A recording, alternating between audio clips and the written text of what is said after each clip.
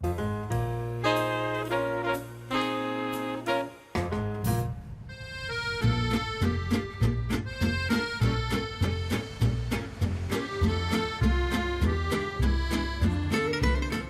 we first bought the building and started working on it to turn it into a restaurant, we definitely searched for a place as close to the edge of the cornfields as we could get and still have access as if we were a downtown restaurant to daily deliveries of seafood and produce and all the things that are important to us. I don't know how a restaurant can print fish on the menu anymore because availability is up and down and all over the map, and I would say about maybe a third of the menu changes every day, a quarter to a third. It's not like everything starts from scratch new every day. We rotate things through, so it's kind of a process where over a week and a half the whole menu will change. Our focus is on the quality of the ingredients we buy, and the thing that really makes us different, I guess, is that we're like a mom and pop restaurant. It's just my wife, Catherine, and I. She runs the front of the house. So you got a vegetarian dish you like?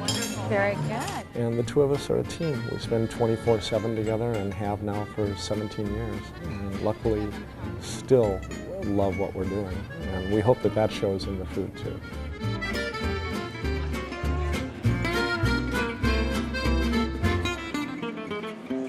So Jamie, you live in the city, but you chose 302 West. Yep. Why? It's a restaurant that everyone in Chicagoland should go visit. They've been doing what they've been doing for a long time. They're really good at it. Mm-hmm. Great seafood, great room, great service.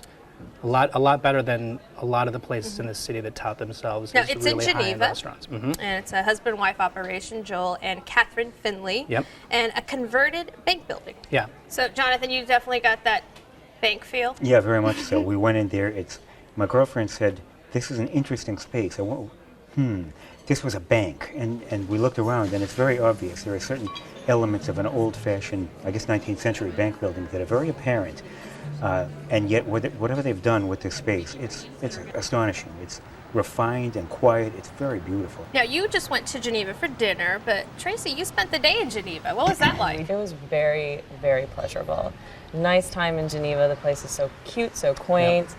You know, we spent the day walking around the shops, and then to end it by going to 302 West was actually very, very pleasant. I really had a nice time. Now, they say actually that Geneva is like being in New England, a little bit of that. It is. It's about as far away as you can get from the city without having to go very far. You're from Boston, I'm would you from agree? Boston. Did you get a little? I don't know that I'm necessarily going to agree, but it's certainly a nice town, and I guess it's near the Fox River.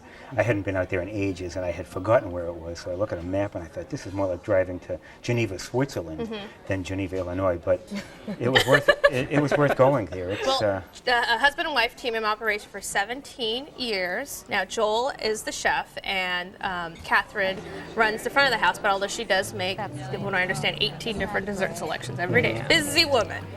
Well, be sure to save some room for dessert too. Okay. Yeah. So Joel actually has a love affair with seafood. The menu changes every day, so he must greatly rely on the freshness of ingredients. Did you find that with what you had for dinner there? I did. I found that it was very fresh. I mean, I haven't had really good seafood like that in a while, so. Well, what did you eat? I had the sea bass that was encrusted with a variety of different herbs, and it was served with a tomato feta salad, which was very light and fresh. We started with some conch fritters that, again, were just really delightful. That's amazing. Conch fritters. I know, in the middle of Geneva. It's kind of like... Were those good? They were very good. They were very good. It's really amazing. I've learned so much about seafood just from eating there over the years. It's a lot of stuff I never would have tried before, but I kind of trust them to really, teach me a little bit about seafood. So you trust these guys for whatever you're going to get there? Very much so. What did you have? I had corn chowder with little bits of shrimp and some herbs. Delicious, great texture, perfectly roast chicken, great mashed potatoes, perfectly cooked fresh vegetables. A superb meal. Sometimes they say the simplest dishes are the hardest and the best, and it was absolutely outstanding. And 18 different desserts. You have to tell me about the desserts. Oh my God, they were so good. How did you pick? Well, I'm not a big chocolate fan, so it was pretty easy for me because I just went straight for whatever had fruit in it.